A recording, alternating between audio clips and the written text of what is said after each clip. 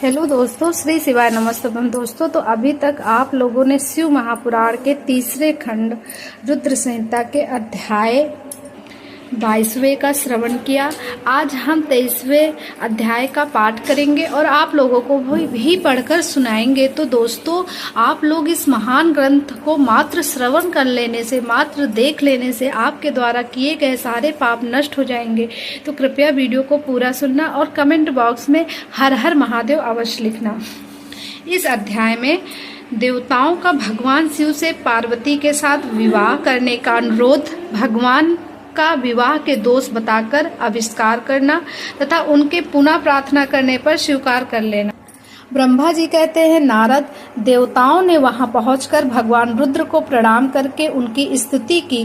तब नंदीकेश्वर ने भगवान शिव से उनकी दीन बंधुता एवं भक्त वत्सलता की प्रशंसा करते हुए कहा, प्रभु, देवता और मुनि संकट में पड़कर आपकी शरण में आए हैं। सर्वेश्वर, आप उनका उद्धार करें।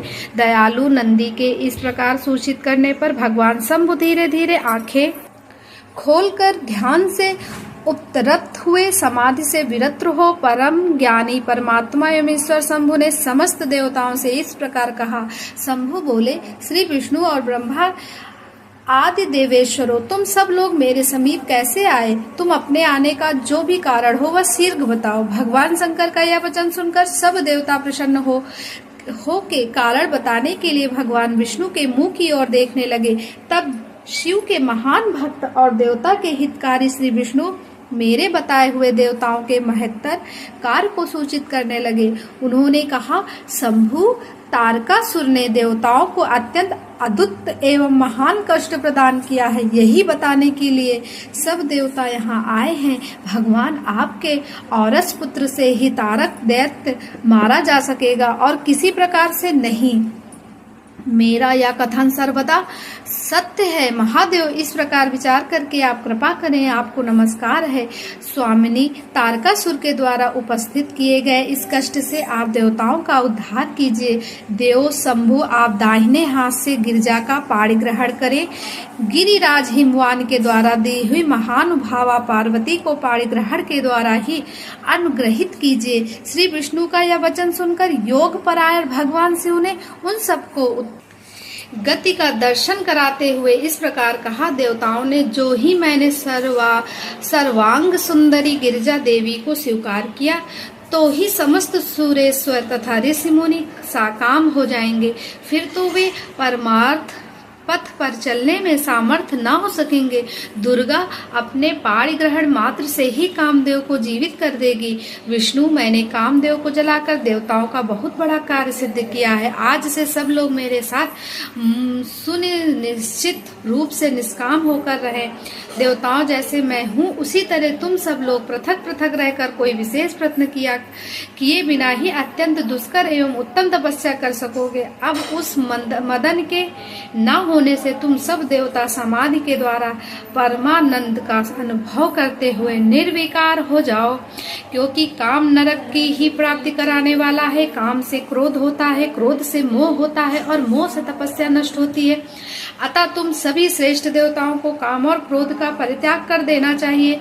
मेरे इस कथन को कभी अन्यथा नहीं मानना चाहिए। ब्रह्मा जी कहते हैं, नारद, वृषभ के चिन्ह से युक्त ध्वजा धारण करने वाले भगवान महादेव ने इस प्रकार की बातें सुनाकर ब्रह्मा विष्णु देवताओं तथा मुनियों को निष्काम धर्म का उपदेश दिया।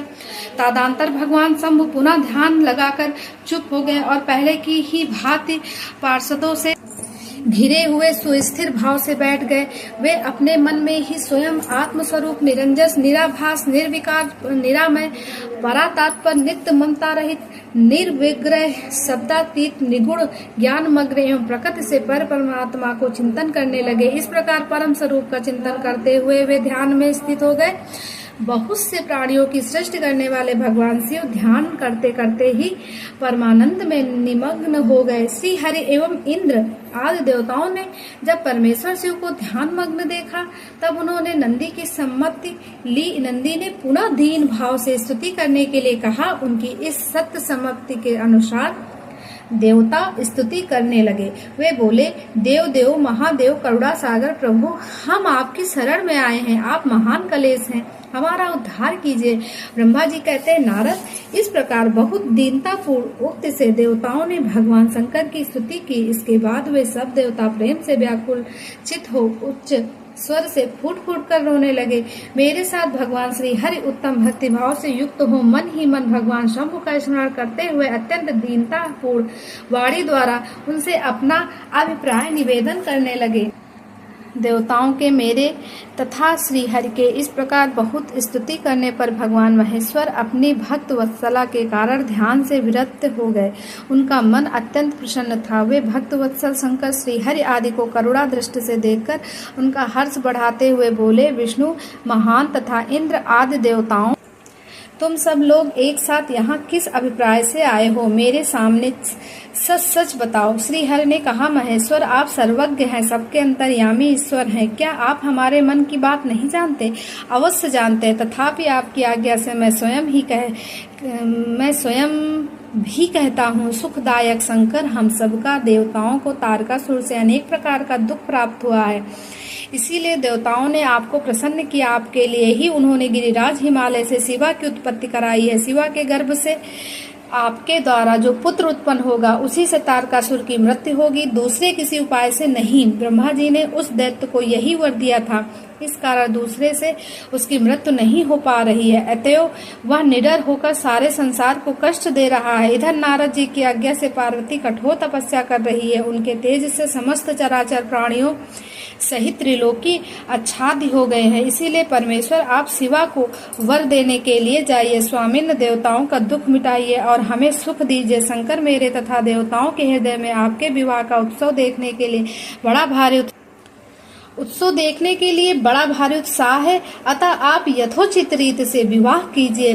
परातात्पर परमेश्वर, आपने रति को जो वर दिया था उसकी पूर्ति का अवसर आ गया है। अतः अपनी प्रतिज्ञा को शीघ्र फल कीजिए। ब्रह्मा जी कहते हैं, नारद, ऐसा कह उन्हें प्रणाम करके श्री विष्णु आदि देवता और महर्षियों ने नाना प्रकार के स्रोतों द्वारा पुनः उनकी स्तुति की। फिर वे सब के सब उनके सामने खड़े हो गए। भक्तों के अधीन रहने वाले भगवान शंकर भी, जो वेद मर्यादा के रक्षक हैं, देवताओं की बात सुन हंसकर बोले, हे हरे, हे विधे और हे देवताओं, तुम सब लोग आदर पूर्वक सुनो। मैं यथोचित विशेषता विवेकपूर्ण बात कह रहा हूँ। विवाह करना मनुष्यों के लिए उचित कार्य नहीं है, क्योंकि वह विवाह दृढ़ता पूर्वक बांध रखने वाली एक बहुत बड़ी बेड़ी है।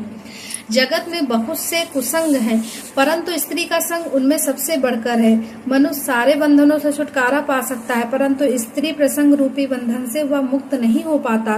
लोहे और काठ की बनी हुई बेड़ियों में दृढ़ता पूर्वक बांधा हुआ पुरुष भी एक दिन उस कैद से छुटकारा पा सकता है, परंतु स्त्री पुत्र के बंधन में बंधा हुआ मनुष्य कभी छूट नहीं पाता।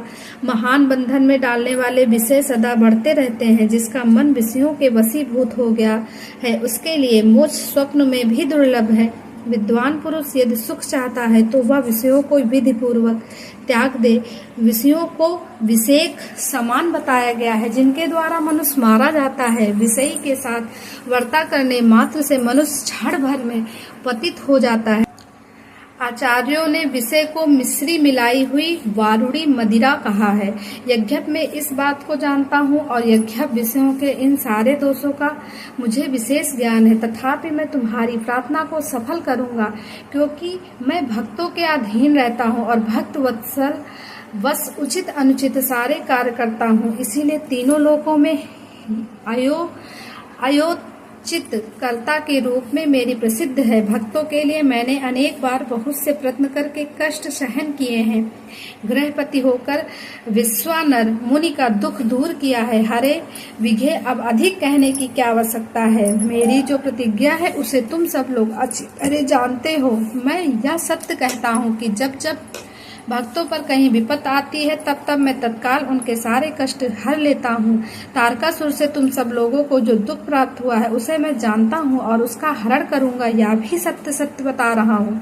यद्यप मेरे मन में विवाह करने की कोई रुचि नहीं है, तथापि पुत्रोत्पादन के लिए गिरिजा के साथ विवाह करूँगा।